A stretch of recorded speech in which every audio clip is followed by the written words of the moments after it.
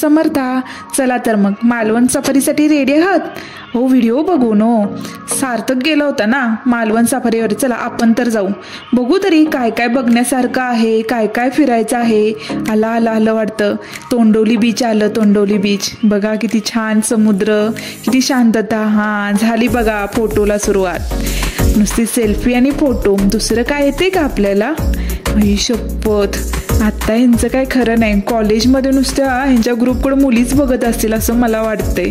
काय खरं नाही बाबा. आता मम्मीला सांगायला पाहिजे, पोरग्यावर लक्ष ठेव मम्मी जरा.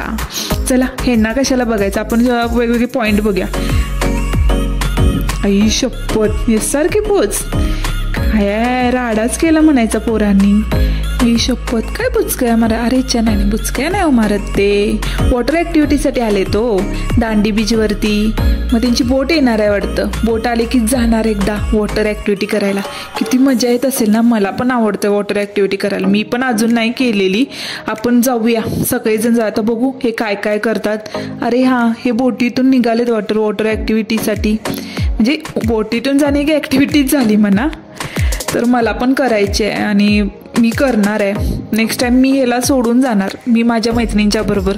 तुम्ही पण चला, आपण सगळेच जाऊ आणि मस्त समुद्रकिनारी गेला आणि वॉटर ॲक्टिव्हिटी करणे नाही असं होणार नाही ना. आता नेक्स्ट म्हणजे ती बघू काय करतात. चालू झाल्या वाटतं ॲक्टिव्हिटी. हां, ती जेटस्की आहे बघा, दुसरी आहे ती पॅरासिलिंग राईड आहे, तिसरी आहे ती बनाना राईड आहे. मस्त वाटत असेल ना, किती भारी.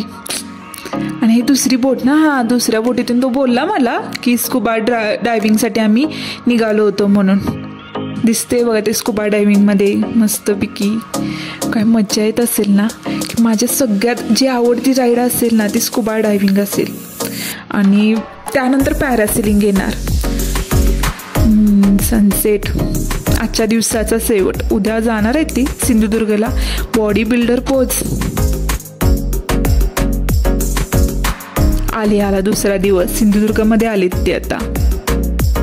आणि दुसरा आहे ते रॉक गार्डनमध्ये आहेत.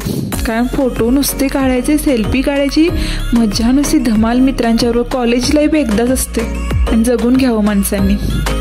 हे काय विशेष आहे मी विचारलं तर मला म्हणते तिथे एक दादा आला होता आणि ड्रोनचं शूटिंग करत होता आणि यांचं पण शूटिंग केलं. कसलं भारी लक असेल ना. आपल्याला पण असे लोक भेटली पाहिजेत मस्तपैकी. आणि हा म्हणजे हा निळासार समुद्र बघूनच मनाला शांतता वाटते ना. केवढा हा भव्य समुद्र आहे तरी पण शांतता घेण्यासारखी गोष्ट असते ना.